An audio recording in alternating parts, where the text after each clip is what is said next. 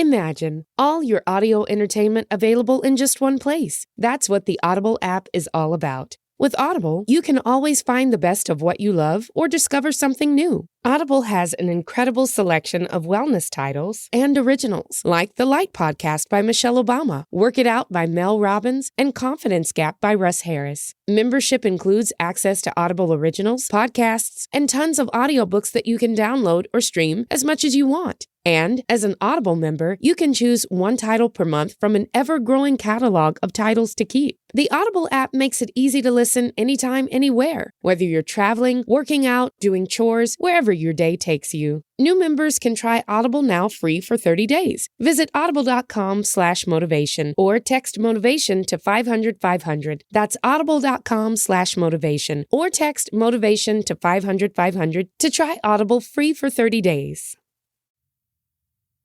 The weather is cooling down a bit. The leaves are starting to fall. Yes, it's that time of year again. Football season. And we all know the best part of any game day traditions are the ones that involve food. There's nothing like having everyone in your game day crew coming together to bring their best bites and argue over whose family makes the best chili. And while there's no need to mess with the perfection of game day classics, like a freshly grilled Oscar Mayer hot dog topped with Heinz ketchup and mustard, it's always fun to step out of your comfort zone and get creative with your recipes. Because there's nothing more fun than adding to your list of game day traditions, like making a creamy and delectable queso dip with Velveeta cheese that can be eaten with so much more than just chips. Now is the chance for people across the nation to find out whose game day eats reign supreme. It's your turn to show off your tasty game day food traditions. Go to www.gamedayfoodtraditions.com to share a photo of your game day food tradition to enter to win $10,000. Once again, that's www.gamedayfoodtraditions.com to enter to win $10,000. This is Full Change with Tom Laidlaw.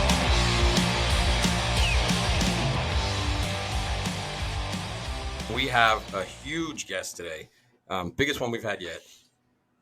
I mean, obviously, this is should be Hall of Famer. Hopefully, will be soon. He scored over 400 goals in the NHL, played for both the Rangers and, of course, with you on the Kings. Today we have Bernie Nicholls. Oh, man. Bernie Nicholls, my old teammate. What's happening? How you doing, brother? Not much, Tommy. Good, man. Good to see you. Good. Now, where are you going now? So you've got y'all dressed up warm and everything, or where are you going? Yeah, we got snow here at home. We've been hunting every day, so we need to go get some carrots to feed our deer. They eat more than they should, and they don't come out in the proper time for us to shoot them. So we're going to go feed the deer today. Very cool. Very ready cool. to hunt them tonight. So I've got it. I know I've told the story many times, but I've got to tell the story. When you and I were on the ice together, and we tied the record, or Wayne tied the record for points for Gordie Howe. So it was. I'll set the scene a little bit. You know, it's Wayne hadn't scored about 3 or 4 games already. Like, it got a point. There was a couple of games anyways where he hadn't got a point. So now we come back to Edmonton, and he's 1 point behind Gordie Howe's record.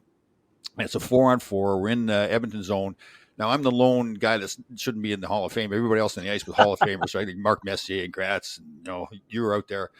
And, of course, I think it was Charlie Huddy, Mess, Paul Coffey, and maybe Yeri Curry on the ice. And, of course, they thought, well, don't cover Laidlaw because he's not going to score anyway. So they had a guy on you, 2 guys on Gratz, a guy on Steve Duchesne. Of course, I'm in the slot, and Wayne gets the puck to me. So now I go into panic mode, and thinking, this is, this is pretty, I'm not going to score. I never score goals. So Bernie's tied up with the side of the net. Like, Charlie Huddy's all over him. He's got tied him up with a rope. I decided I'm going to pass to Bernie anyways. This is a season when you got, 72 goals? That was that year? 70, yeah. 70, okay. I give you 72. Oh, yeah. So I passed to Bernie, and he tips it in. So when you watch the video of it, it looks like this fantastic play that we made. Bernie's laughing at me, and I'm laughing at him. Like, why the heck did you pass to me? It was a great scene. I was covered. Yeah. You scored anyways. It made me wanted me to get in on it. Try and go, Maybe it was funny. I remember the feeling. It was like I was in panic mode. Like, oh God, what am I going to do here? I can't score. It's Bill Ranford, I think, was in that too, right? Yeah. So you want to go back to the beginning with Bernie? Or yeah. So Bernie, you know what? Where's your hometown? Where'd you grow up? I grew up a couple hours north of Toronto, a little town. Halliburton is 15 miles from my home. I'm in a little town called West Guildford. There's like 75 people when I first lived here as a kid. Now there's probably 150, but it's just a real small town, 2.5 hours north of Toronto. Cottage country, they call it. Yeah, okay. Beautiful up here. Yeah. Except for the wintertime. Yeah. And then you played all your hockey right in your hometown then? Played hockey in Halliburton, and then I moved away when I was 16 to Woodstock to play junior B. Oh, I didn't know that. Oh, wow. That's where I got drafted to Kingston. Oh, okay. That's where you played your junior, Kingston? Kingston Canadians, yep. Oh, good. Who's the coach there? Yeah. Scotty Morrison. Oh, very cool. Yeah. Yeah. And so then you were there for how many years? 3 years in Kingston? Yep. 3 years in Kingston. Drafted to LA. What round were you drafted? Fourth. Oh, okay. So, Bernie, at what point do you realize you have a shot at this? Like, you're a very good player. You got a shot at going pro. You know what? I think for most kids, I guess, my whole life, and all you ever do, right, is dream about playing NHL. But when you're playing in Bantam, Pee Wee, Bantam, Midget, and you're kind of the best player, you know, and then you get to junior and you're the best player, and the next step's the NHL, right? So I think probably when you get to junior, because now you're playing with guys that are going to get drafted to the NHL. That's where back then most of the NHL players came from Ontario, or the Ontario junior hockey, or just major junior hockey anyway. So when you're the better player there, then there's a good chance that you're going to make it. And I kind of probably had a good idea by then. Cool. How many goals did you get to your last year junior? 63. You always had that way too. It's just like, sometimes you'd shoot, like there's certain players like that. Mike Bossy was like that. Rick Middleton was like that. And you do things out there and you go, he's lucky. He can't do that again. But then you're doing it over and over, right? Like you get 63 in that year and 70. So I always mean that. I mean that as a total compliment to you. I understand. Yeah. Thank you. Yeah. Who'd you play with in junior? You have any NHL teammates? No, actually, what we had four. Mike Moffat was our goalie. He went to Boston. Rick Wilson was first round to St. Louis. Oh, yeah. Craig Muni was first round to either Toronto or Edmonton, wherever he went first. Mike Stuthers was first round to Philly. Like we were loaded. You were a fourth round pick? You were a fourth round pick? That's right. Oh, those guys went first round. Wow. 63 goals. Yeah. Fourth round pick. Yeah. So you make the Kings as a 20-year-old. Yeah, my first year I get sent down, and I always say, right, like back then when guys were on a one-way contract, like, and that's no disrespect, Doug Smith was our first round draft choice the year, so they're going to play him. Other than Marcel Dion, right, there was no one that should play ahead of me, but they sent me down for like 50 games or something like that, and then they finally called me up and finished the year there. How'd you feel when they sent you down, Bernie? Were you bitter about that? Or? Oh, absolutely. Because you're other than Marcel, there's not a player that's better than you. You understand back then you got guys on one-way contracts that are going to play ahead of you because of money, right? So I went down, I scored 43 goals in like 55 games. So they pretty much had to call me back up, I guess. Wow. So they call you up for 22 games, and then you guys have the playoffs. That's the Miracle on Manchester year, right? Is that your rookie year? That's right. They called me up. I scored 3 hat tricks in 3 straight home games when they called me up. I'm laughing. It's just I'm only laughing because they send you to the minors and you're doing all the scoring goals. Yeah. He's also laughing because Laidlaw's never scored a hat trick in his his life. That's true too. Yeah. Yeah. Like you get 3 goals in 1 year. We played the Oilers first round, and they are, without a doubt, like better than us. Our first game, we beat them 10-8 in Edmonton, right? And then next game, we lose 3-2. Gretz scores an overtime goal. And then we have, I think they beat us at, that's Miracle on Manchester when we're down 5-0. Yeah. With like, in the third period, halfway through the third period, and Gary Unger took a high stick-in penalty, major. We scored 2 goals on that, then scored another one, then scored 2 with the goalie pulled, and then scored in overtime. Wow! So that was pretty cool. Was that Phil Sykes who got the goal? Daryl Evans. And you're chasing him down the rink, though. It's a great video. That's right. Yeah, I'm in the penalty box. I'm in the penalty box for that goal. Like Dave Lumley was just being Dave Lumley himself, just being an ass, and I was just feeding on it. I'm taking stupid penalties on Dave Lumley. So I'm in the penalty box for most of those goals. But in the video, it's great. You see Bernie, he's chasing him down, trying to Yeah. have a celebration. That's cool. Yeah. That was good. Maybe people thought I was on the ice with them. There you go. He's What a year little was that then? Was it 83, 84? Or no, what was that? 82, 83. 82, 83. Oh, very cool. Very cool. Yeah. We went, Vancouver ended up, we beat Edmonton, then Vancouver beat us, and the Islanders beat them 4 straight. Oh, that's there. Okay. Yeah, we had to play the Islanders all the time when they're Stanley Cups. Yeah. Yeah. So now next season you have the full season there. You go into training camp and make the team right away. No more minors. No, that's it. Three goals, three hat tricks in 3 games. I guess that's enough.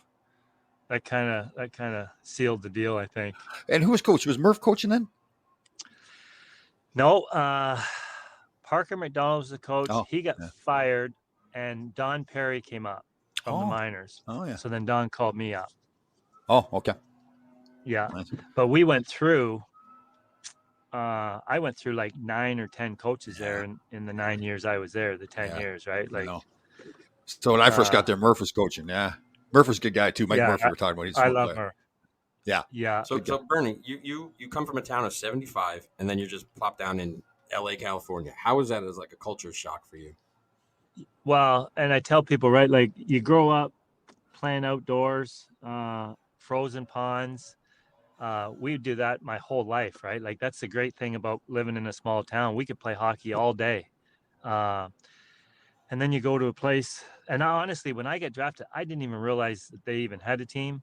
My little town, we get Toronto Maple Leafs every Saturday night, or Montreal Canadiens, right? And they play the Kings, you know, and as a kid, I'm not paying attention anyways to who they're playing. But so, going there, 10 million people. I remember flying in, you fly right over the Forum and Hollywood Park.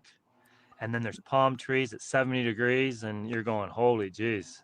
At the time, you're thinking, how the hell can you play in that? Yeah. But later, you find that playing in warm weather is a lot better than playing in Edmonton when it's minus 40, right? Isn't that true? Yeah.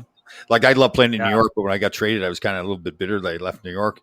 But then I remember that first Christmas we were there, we rented a home with a pool and a hot tub, and I'm sitting out in the hot tub having a cocktail on Christmas Eve, and I'm thinking, that's not too bad, That's not too bad out here. Yeah, or golfing after practice, or that was pretty good.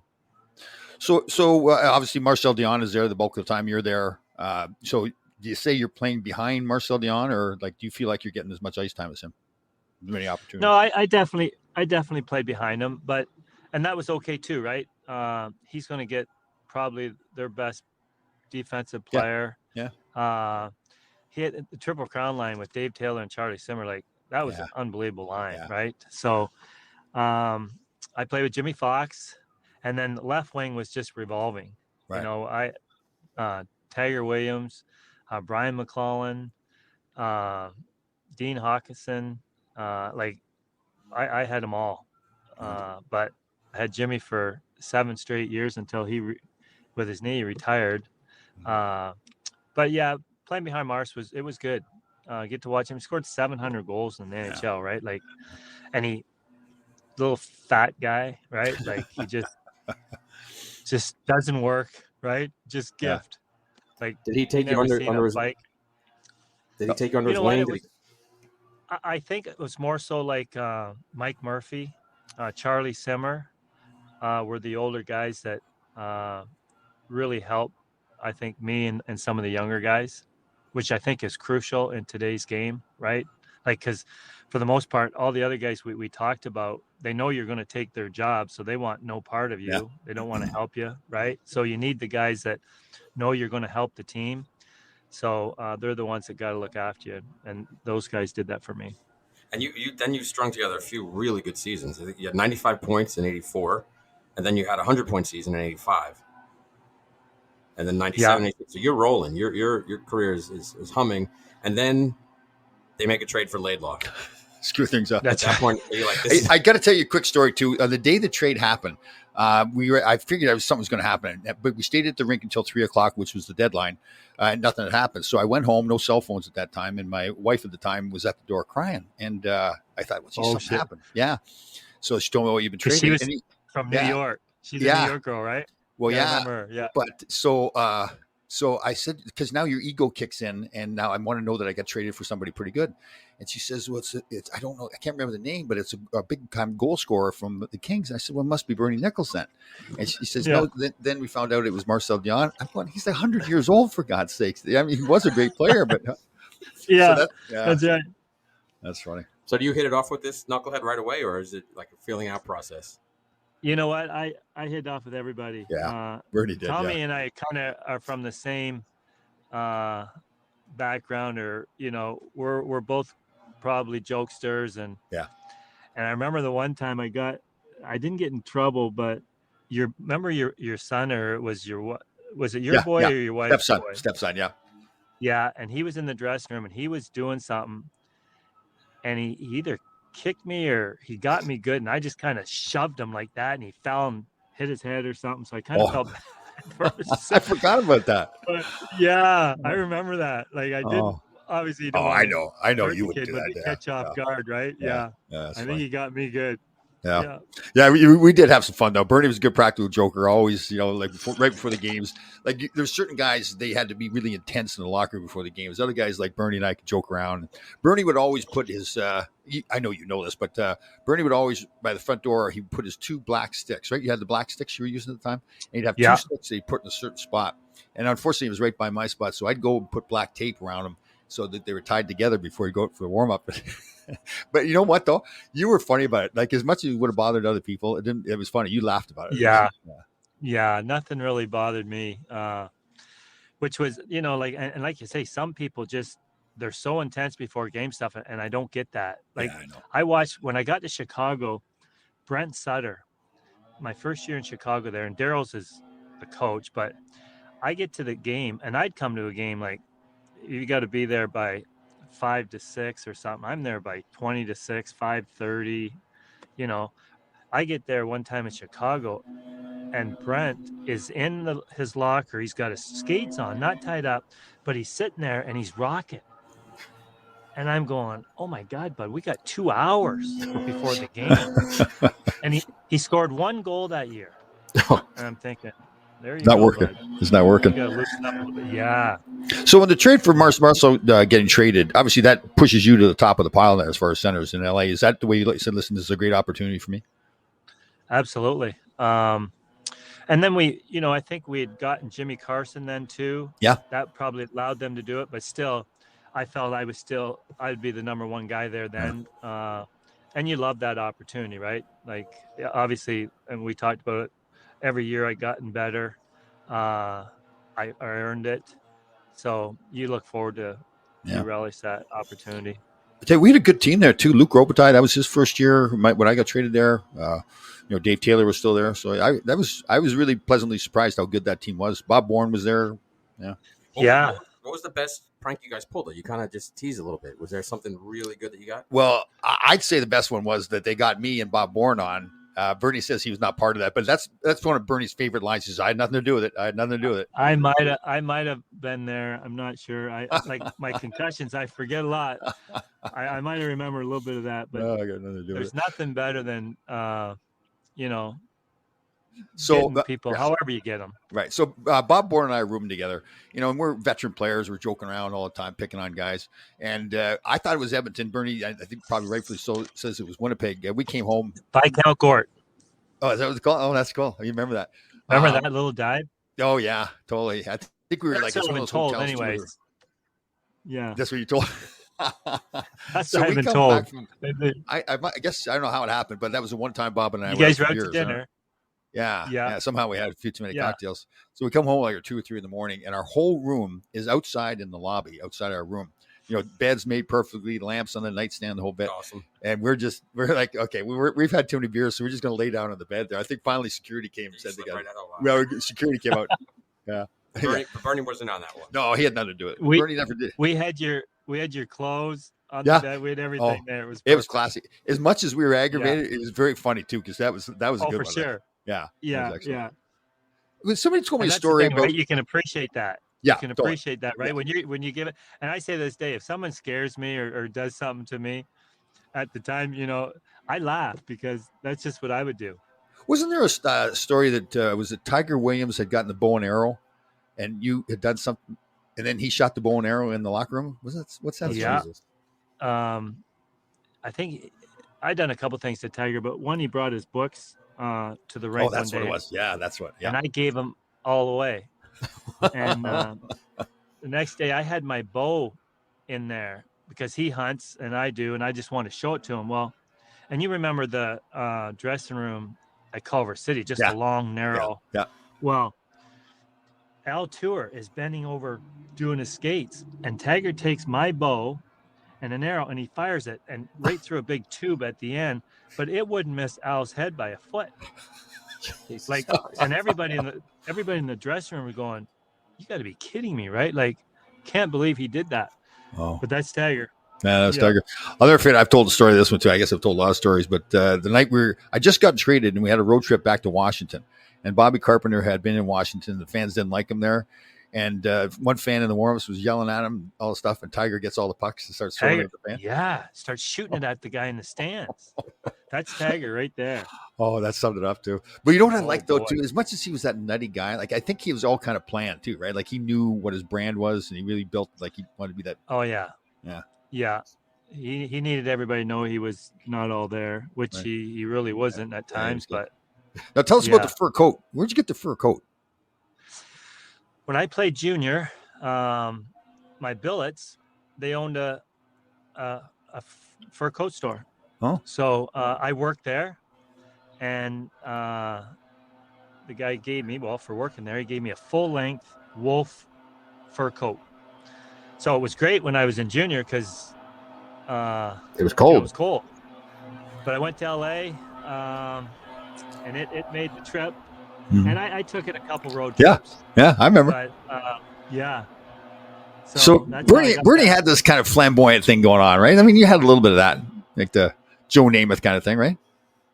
Yeah, and it's funny too, right? Coming from such a small town, and I guess it's the first time I ever bought a suit too, was there, because I bought a couple suits there, and I really liked to dress up, I guess, dress nice, and now you got the opportunity, and that's kind of where the pink suit came in. Oh, that's right. I forgot about that. Yes. Yeah.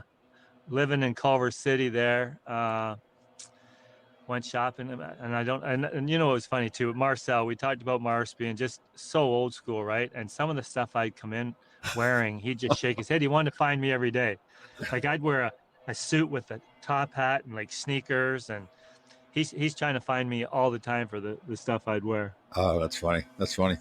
Well, speaking of flamboyant, though, so Bernie, you are one of the first guys to have an actual celly, because now, obviously, kids, everybody sells. It's a big thing. But you had the pumpernickel back in the day. How'd that come about?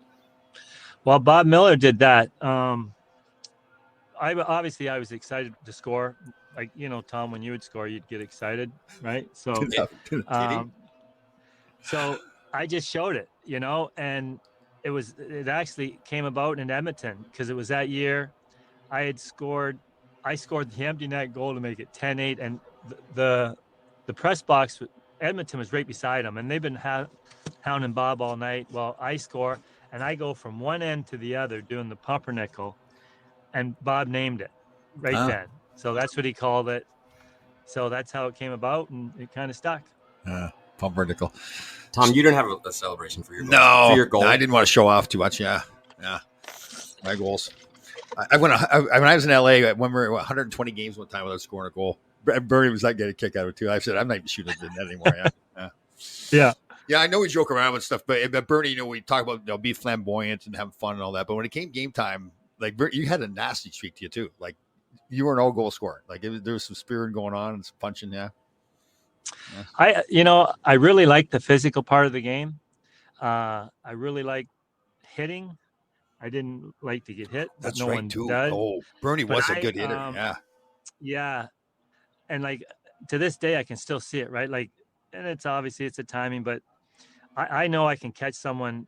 When Ovechkin comes down the left side and then turns in the middle, maybe not him, he's so big, but I catch guys coming across the blue line a lot like that. And I love that. I love catching guys with their head down. Well, I think part of it was too, though, like you didn't look like that big guy. So when people they'd see it coming, they'd go, he's not gonna. They weren't expecting it. Yeah. Oh. Yeah. I forgot about that part of your game. That's right too. You get some good ones. So you guys I had love that. a decent team, but then I think more than decent, really. I actually thought we had a pretty good hockey team there when I first got there. but then August of '88, Yeah. everything changes. Yeah. Wayne shows up. Yeah. And then that's got to Yeah. Bernie. How was that for you? Because that went like full on Hollywood when he came, obviously. Yeah, it was obviously the place to be. We had our 10, 12, 1,000 fans a night. Yeah. Gretz comes, it's sold out every night. It's a place to be. As much as we had the Lakers, Showtime Lakers in the 80s were awesome. The Dodgers were always awesome. The Kings were the place to be. We had all the celebrities came out. The place is packed every night. It was just, and it was just fun to play, right? Like we're playing with Gretz, and it's just like I couldn't, like I say to people this day, I can't imagine what it'd be like to play with Wayne for 5 or 6, 10 years, right? Like it was so much fun. It was so different. Yeah. Everything changed. The way I played, the way you played, probably you felt like you're more relevant now in the National Hockey League. Oh. Right? Yeah. And you guys got to be pretty good 100%. friends too. You and Wayne are very good friends still. Yeah. Gretz is Gretz. It's not like, you and I or something, right? It's just like, he's just on a different, planet. But I mean, and I tell people to this day, I don't know why, but I was Wayne's guy. Yeah. We hung together every day. Yeah. Every road trip. It was just Wayne and I. Yeah. And I asked guys from Edmonton, did Wayne have a guy? And they said no. Like Wayne always hung with everybody, but it was me. And if you can imagine, for me, it was amazing. I got to hang with Gretz every day for a year and a half. So it was really cool. Yeah, he's a good guy too. That's what really not surprised me. I shouldn't say it that way, but as much as he's a great player, he was really aware of how he affected other people, placing the game and everything. So yeah, that was the year. So that first year was the year you got your 70 goals, then, right? That's right. Right. Yeah.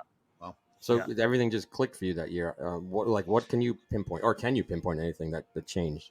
Yeah, just I was I always felt I was a better passer, but Robert Fitorik that year, he made me shoot. Like he wanted me to shoot more. And when you're playing with Gretz, when you get out there with them, you're going to get the puck. Yeah. So I just shot more. And I think I set a record for shots too. I had like over 400 some shots on goal that year. As a centerman, I had 80 assists. So I still didn't mind passing the puck, but I shot a lot. Opportunities you get when you're playing with Gretz too, it was just so much fun. Like you just couldn't wait to get to the rink every day and play, and it was so much fun. Was it almost like when you get a tough guy you get like 2 inches taller? Was it like that with Wayne, where you're now just that much better, where you feel like you're that much better? Yeah, I say this, like great players bring the best out of everybody. Yeah, like Tom, when you're playing with Wayne, and it just I don't know. You just feel different, right? Like I had so many opportunities that year, and even though in my career I was getting better every year, anyways. Not to say that without him I would have done what I did. Like there's no chance, but I mean, you're still doing what you've always done. It was just more fun with him. Yeah, and I was the same way. I was plus 30 that year, and I was always hopefully a plus player. But you had dead on right though. It's just you feel like. And like now, like you're relevant. Like I remember going into places like the Montreal. You're going to the Montreal Forum, and now you're in the black and silver, and Wayne's on the ice there, and you just feel like blonde. Yeah. Can you give us one good Wayne story, Bernie? Well, you know what? Like I tell people this, right? And I don't know why, and like I say, he might have done this to everybody, but I'll remember Gretz would just be getting ready to go out on the ice, and Gretz would come over and he'd tap me on the knee pads and just with his stick. Just him and I, like right now, like this. And he says, look, I need you tonight. Oh. And it's like, holy shit. Like, yeah. You know what I mean? Like yeah. It's Wayne Gretzky. Yeah, and he might have did it to you, Tom. He may have did it to everybody. Yeah. No, it was you. It was you and him, clearly. Yeah. Definitely not Tom. Yeah, not me. And I just went, wow. To me, of all the things, like I remember everything with Gretz, right? But that's just a special moment, right? And and Gretz knew, right? Like, and I think maybe the reason he got close to me is he knew when he got traded here, there's a lot of pressure on him, right? Oh, yeah. But he knew he couldn't do it on his own. Yeah. Like he needed me. He needed Luke, right? Like because he doesn't want to come to a team that thinks that they're going to be great and they're awful, right? Yeah. That's just going to make him look bad. So he knew who he needed, and he made sure he got it. And I know Well, he's not he everything I- respected you as a friend. I think he respected you as a player too. That's the thing. So yeah, you earned it. There's no question. Yeah. So you mentioned Robbie Fatorik before, the famous night in Detroit when Robbie Fatorik Ooh. benched Wayne Gretzky. Yeah. What were you thinking when that happened? I'm thinking you don't like your job very well, for one, right? Like, but that's Robbie. Yeah, Like, totally. that's who he is. I 100% disagree with what he did. And all Gretz did, Gretz just showed emotion because we get scored against, when we shouldn't have. Right. Mark Fitzpatrick's playing goal. He's playing great. We were terrible in our end. They scored. So we're coming out for the next period on the power play, and Gretz isn't on it. So we're going, oh, geez. So I knew, like, Bruce actually flew into Calgary. Yeah, I heard this. I didn't know that, though, Bernie. Go ahead and tell that story. Yeah. Well, he was going to fire Robbie. Yeah. And Gretz told him not to. So, right. But, I thought Robbie did a great job that year. And maybe because he played the hell out of me, but he benched me too. I went about 7 or 8 games without scoring and just, in a slump, maybe just got too cool for school, just wasn't doing what I should have been doing, right? And I got benched too. So, not that I'm Gretzky, but I get benched for bad play. Like, he's going to do it to anybody. So I respect that. I felt bad. I thought he should have. I wish he had a coach the next year, but so be it. Yeah, and who came in after? Was it Tommy Webster came in? Right? Tom Webster, and we got along. Same here. Same here. We didn't get along. That was probably not the first coach, but the worst relationship I had with a coach. Yeah. But that's the year you guys knocked off the Oilers, though, right? Webster's. Was that Robbie Fatorik when we beat Robbie Fatorik? Right. That was our first. That was Gretz's first year, and we're down 3-1. Yeah. And we came back and beat the Oilers. That was pretty cool. Series. Yeah.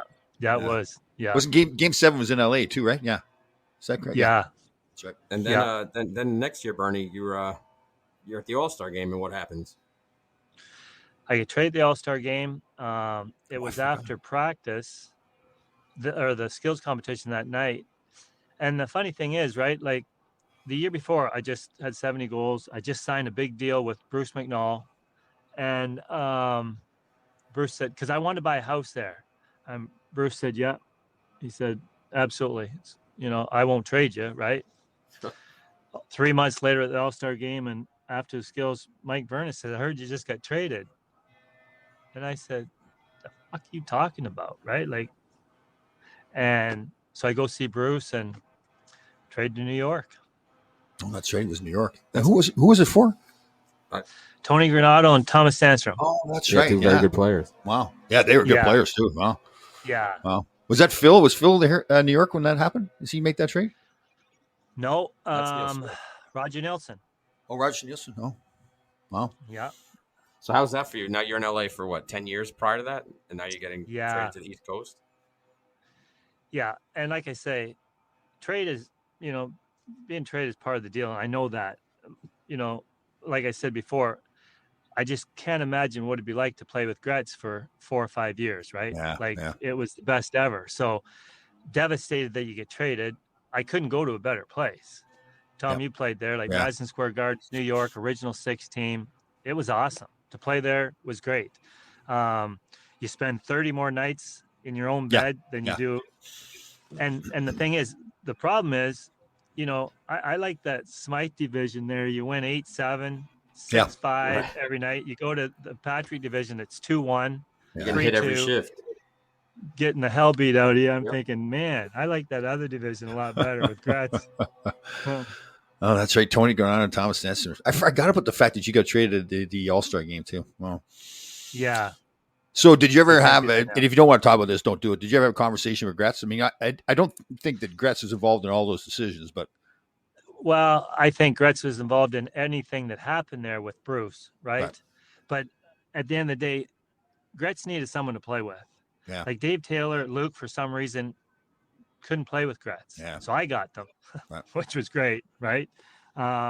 He needed someone to play with. So I understood that.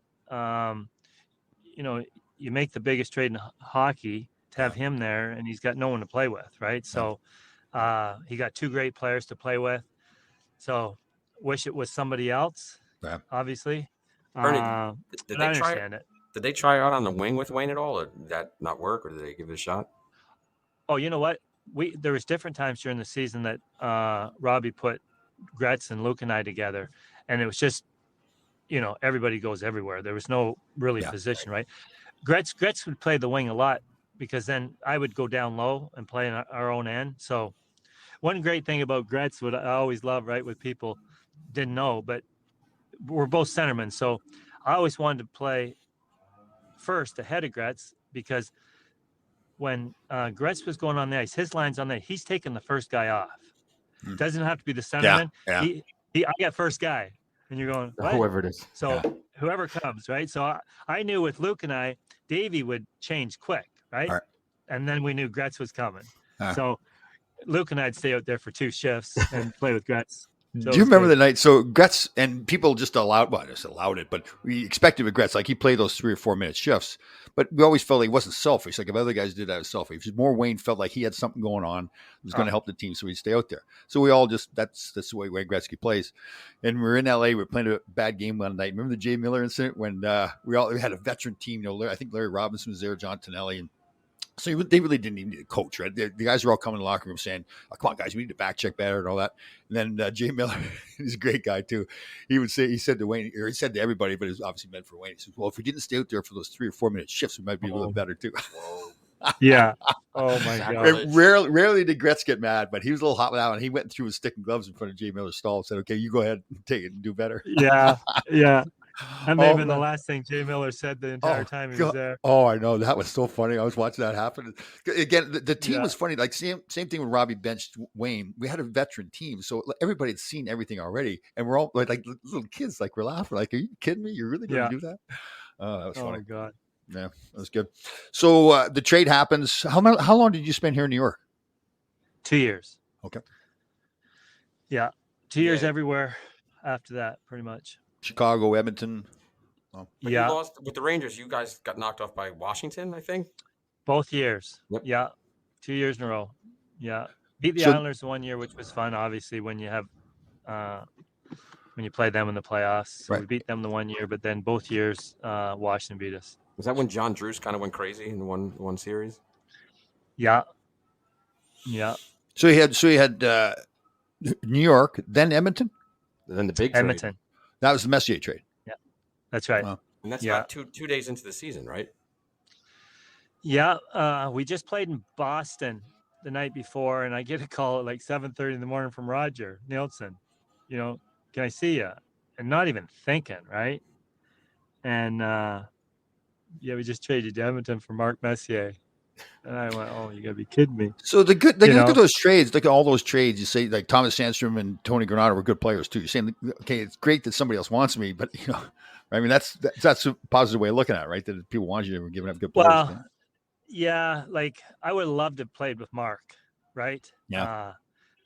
But I say this, I tell everybody this, right? As a Canadian boy, you got to play somewhere in Canada, wherever. And mine was Edmonton, and it was awesome. Like they had a good team. Who do we play first round of the playoffs? Is the Kings. Oh, they have Gretzky, Curry, Charlie Huddy, Paul Coffey there. Marty, Koff might have been there too. Yeah. And we beat them in 6 games. It was as fun a series that I've ever been involved in. Just for that, you go into LA, team you played your whole career pretty much with, and you beat them. So did you get booed? That was a lot of fun. No, I never get booed in LA. No. Get booed someplace else?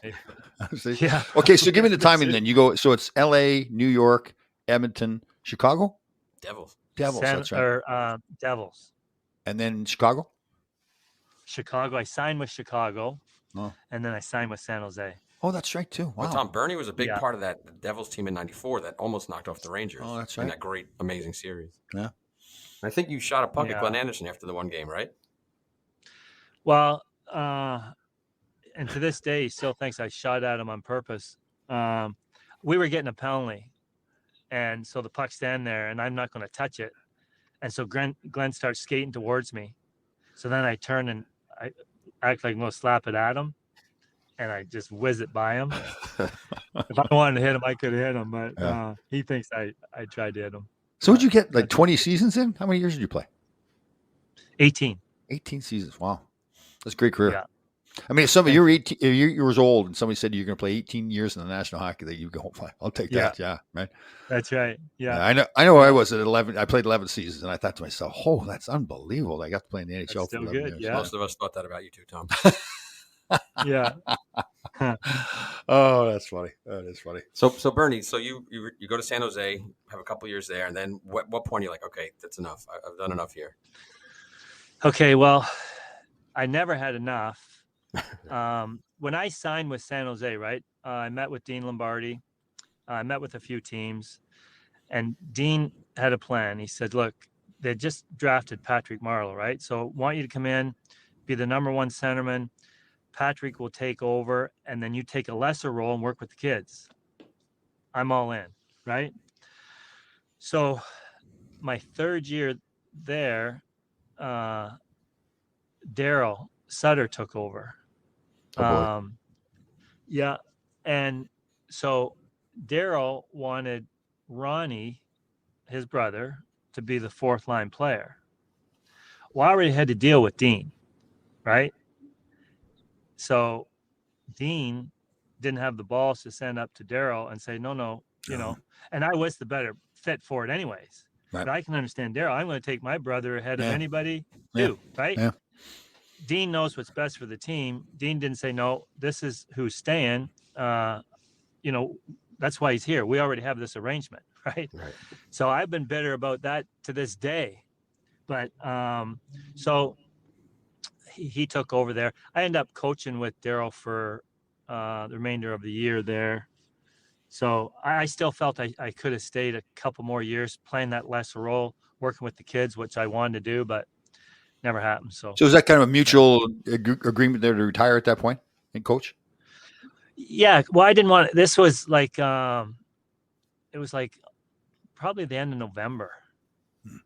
So I didn't want to, pack up and go somewhere else right then. I have two small kids there that I haven't been with the better part anyways. Right. So that kind of made it easy decision not to go somewhere else. Cool. Do you enjoy coaching? I loved it. I loved having the opportunity to go back with the Kings when they won the Cup in 12. That was a lot of fun working with the kids. Being a coach, I hung with the kids, the players every day, and not even the coaches. When you go on the road and guys go out to dinner, I'd go with the players. Yeah. So Bernie, it was really a lot of fun. Can you talk about that? Because I don't think a lot of people know that the Kings brought you in essentially to fix their power play in 2012, right? Yeah. Well, the whole season leading up to that, I would call Dean and say, look, like their power play was out. They had a good team, but their power play was just awful, right? And I said, can I just come in? I just want to work with the kids. I'm not looking for a job. I just want to work with them. And Terry Murray was the coach at the time. So Dean talked to Terry, and Terry thought, well, it should be a full-time thing. It shouldn't be, you shouldn't just come in and do this and that. So it never worked out. So Terry gets fired at Christmas time. I knew who they were hiring because I was with Dean, told him about Daryl in San Jose. So I end up calling Daryl and I said, look, I want to come in and, work with your power play. I want to just help your guys if I can. He said, absolutely. Oh, cool. So he goes there. I got there like January 1st or 2nd, something like that. They had a homestand. So worked there with them through the homestand. So I said, well, what do you want me to do? He says, well, I haven't been on the road with the team. Yeah, I want you to come on the road. So we go Edmonton, Calgary, Vancouver. We win, we tie. So I said, what do you want me to do now? He says, I want you to stay. So I said, cool. Great. So stayed the rest of the year. And it was amazing, So did you get a ring? Did you get a ring when they won? I did. Oh, very cool. Yeah. Nice. It was so much fun. Like they just squeaked in the last because they weren't in the playoffs when Darryl came, and the last couple games we just got in, but just rolling, right? And Jonathan Quick's the goalie. Like we went in, who we meet first is Vancouver. They're the President's Cup Yeah, win. Kings are the 8th seed Beat that them. year, right? Oh yeah, 4-1. Won the first 2 games there, then won the 5th game there. Play St. Louis. They haven't, they've only lost like 7 or 8 games at home the entire year. Sweep them in 4. I don't know. Phoenix, we beat them 4-1. Like Jonathan Quick was unbelievable. But the team just rolled. They won. They set a record for like 10 road wins or something like that. But just a great team. They traded Jeff Carter came at the trade deadline. That was huge. Yeah. But Kopitar, their defense was good, but their goaltender was just outstanding. Yeah. So how many years did you coach? I just coached for that year and then half the next year. Oh, okay. Did you want to continue? Did you want to continue? You know what? And I say this all the time. I'd love to coach, right? But what I do now, like I hunt from September till Christmas. Yeah. Like every day, right? And if a team would just hire me to come in from January to the end of the playoffs, I'd love to do it because I love working with the guys. Like I love helping kids and teaching whatever, it's so much fun, but I have more passion to hunt. Yeah, cool. So Bernie, when you retired after a little bit of coaching, did you just walk away from the game and go into hunting, or what did you do with your, in the second chapter of your life? Yeah, like I've hunted my whole life as far as that goes, but after like I hunt, golf, like almost every day, right? So I still stay active doing something because you have to do something, right? When you retire, you got to do something. And that was it for me. I play golf all summer, and like I would hunt all fall. So very cool. But still love doing charity games. Like I still love skating. I do Merrill Lemieux's fantasy camp. I did Gretz's fantasy camp as long as he had it. The Kings, and still do charity games. Still love to skate. Good. You play it all, or just the charity games? You didn't join the men's league or anything, did you? No, I wouldn't do that. But still love doing charity games and just any kind of fantasy games for teams I played for. So I know where I stand on this. I think if you look at your career, the years you played, the things you've done in your career. You're not in the Hockey Hall of Fame. How do you feel about that? Well, you know what? I have this debate, I guess, with people all the time, and I've never said ever that the guys that are in there, in my opinion, deserve to be in there. Sure. Yep. Like without a doubt. So I put it that, and I always use Darryl Sittler, right? Like, because Darryl played in Toronto. I played in LA. If Darryl played in LA, would he be in the Hall of Fame? Because I played in hell. I have the exact same stats as Darryl's, except a little better, right? Oh, I didn't know that. In Toronto. Absolutely. Bernie's got 1,200 career points. That's a big number. So the 3 kids that went in this year, the Sundin kids, they have 1,100 points in 1,200 games. Daniel Albertson has not even as good as Sundin. Yeah. See, that's that one right there. Alfredson there, to me, you're far better career than what he had. Yeah. Exactly. Yeah. So here's the problem I run into, right? They'll go, well, they played in Canada Cup or they played in the Olympics. And I go, okay, well, I'm a centerman. So for Canada, all I'd have to beat out is either Gretzky, Messier, Brian Trottier, Dale Hawerchuk, Mario Lemieux, Doug Gilmour, Stevie Yzerman. Like, how am I supposed to? You know what I mean? That's pretty interesting to say that. Yeah. Yeah. So and how many games did you play? How many games did you play? I can tell you. 1,127. Okay. Yeah, 1,127. So over a point a game. Over 1,200. 475 goals. Like Jesus, some of mine, like points per game, like I'm top 20. Like just some, like I had 21 hat tricks or 19 hat tricks or something like that. I don't know. So there's also because you don't win a cup, right? So, and I use this example. Steve Shutt And I love Steve Shutt. Okay. Steve Shutt came to LA to play. Steve Shutt has like 450 goals. He has like maybe 800 points, but he played for the Montreal Canadiens and right. won 4 Stanley Cups. Yeah. Well, Amanda could play for the Montreal Canadiens in their heyday and win Stanley Cups, Yeah, right? Like yeah. they lost 6 or 8 games one year. Yep. Right. So how do you justify? Well, because you don't win a cup. Well, I played in Los Angeles, like for the most part. Yeah, right? that's so not that's not part of the criteria. Yeah, I mean, when you've had the numbers that you've had, that's not part of the criteria. There's the eye test. So you can look at a player and say, this player is a Hall of Famer. Yeah. And it's definitely the case with Well, you, like Bernie. I said, if I played in Toronto and had the career I had, I get inducted the next year. Yeah. Yep. 100%. Lanny McDonald. He won a cup with Calgary, but his stats aren't even close.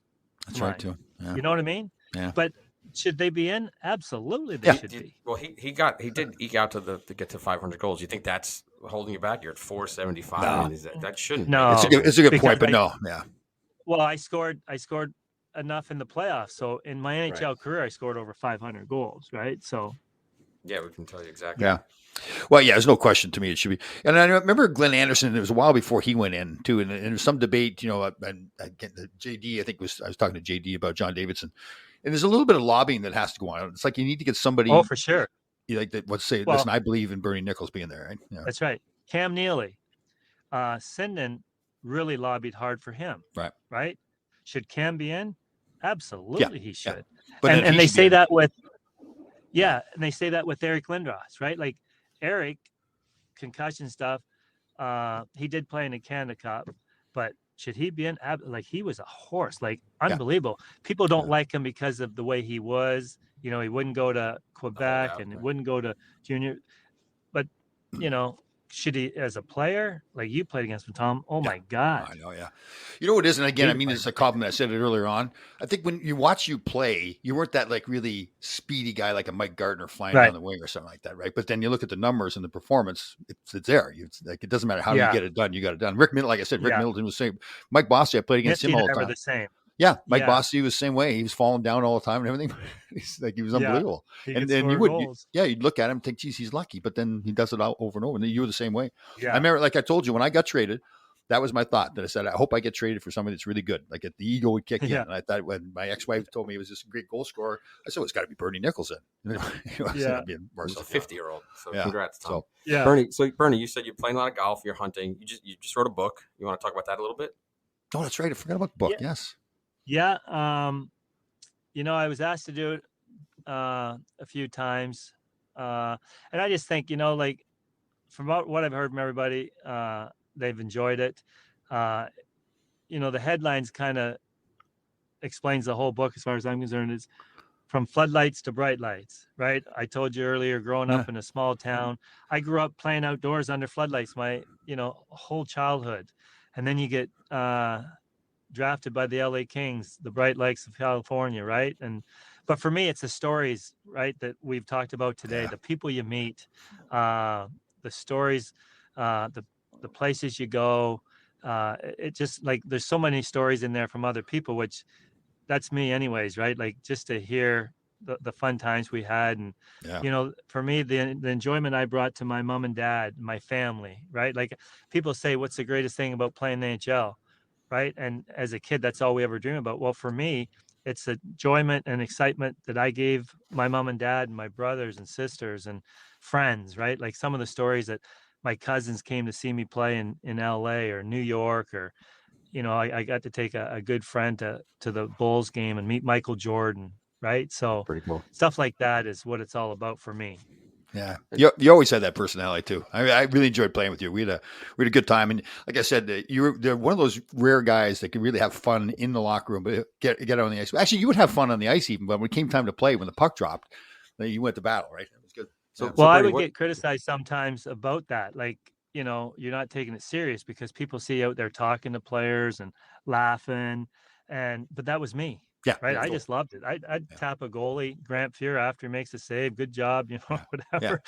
And then Brian Trottier says this all the time. I'd be talking to him. Next thing you know, you're laying the guy out. Yeah. Right.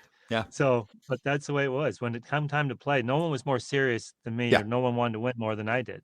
Well, if you weren't putting up the numbers, then people could criticize you, right? But you're putting up the numbers while you're having fun. So, yeah. So what's next, Bernie? What's next for you? What do you have? What do you want to do? What do you have lined up? Well, I have a new grandson. Nice. Congratulations. I want to spend time. Thank you. My daughter, it's her birthday today. And we're going to go see them in January, but spend much time with them. Still do a lot of hunting and fishing. I got a fiance here now that loves to hunt and golf. Nice. So who's better? Match made in heaven there. Wow, there you well, go. You know what? Obviously me. There we go. She was a really good baseball player, and so golf's just kind of come natural, but now I think she's learning how to play better, and she does do some things better than I do, which it's okay, but I'm not gonna let her beat me, but she's come close. That's good. That's good. Good job. Yeah. So any regrets looking back at the career life, anything at all you do differently? You know what? No, I don't think so. I've said this before though, right? Like until I got to Chicago, we never worked out, right? Like when we broke in, like I never had a weight room until I got to Chicago. I never rode a bike. Yeah. Can I swear on here? Of course. Sure you can. Yeah. So when I get traded, like we're in LA. We won the night before, so we got the day off. Tom Webster says, look, you guys, you got to ride the bike before you go home. I was a star of the game. I had to do some interviews and stuff. I just went home. So we come to Price the next day or something. He says, Nicholls, did you ride the bike after the game? I said, I haven't rode a bike in 9 fucking years. Why would I ride one now? Oh, that's good.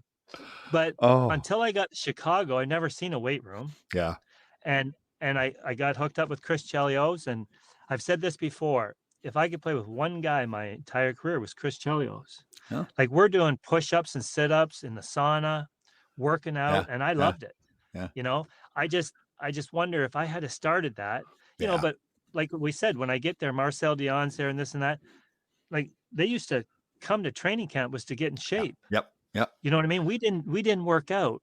So if I could do one thing in my career again, that would probably be that. I'd say the same thing. We were never brought up that way. Yeah, it was not part of the culture. I say that I'm in better shape now than I was when I played, but I look back and I say I really don't think I could have changed it. That the culture was totally different. I remember Robbie Fatorik came to New York when I was playing there, and he got down the floor and started stretching. We thought, what's wrong with this?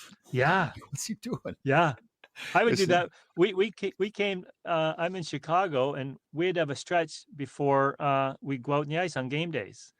I would get to the practice with Joe Murphy, and I'd have like a milkshake and start. Get down on with all my clothes on, doing a stretch. Like the one thing I got to remember about Bernie Nicholls too: pregame meal. Tell us the steak. His steak was pull off the horns, wipe its ass, and put it on a plate. Is that pretty accurate? How raw it was? Yeah, I liked it. I liked it with some blood in it. Yeah, pretty much. When you say just warm it up on the outside. Yeah, that was fun. That was good. Every pregame meal, good stuff. Yeah. Well, Bernie, this has been awesome. Thanks for coming on with us. The book is called From Floodlights to Bright Lights. And where's it available? That's right. Well, you know what? If you go to the BernieNicholls.com, all the proceeds go to my foundation. Oh, very cool. So, awesome. Yeah. Great job, Bernie. That's fantastic. And we get it. I can sign it. We ship it out. So, yeah. Awesome. Well, I got to tell you, as a friend of yours and as a teammate, you're great to play with. And I got traded there. It was like I'd known you for 20 years. You're a great player. And like I said, we had fun in the game, but you're also a great competitor. And yes, you should be in the Hall of Fame too. So hopefully you get there. I appreciate that, Tom. It's always good seeing you, bud. Great seeing you. Yeah. Thanks for coming on, Bernie. Thank you. Okay, guys.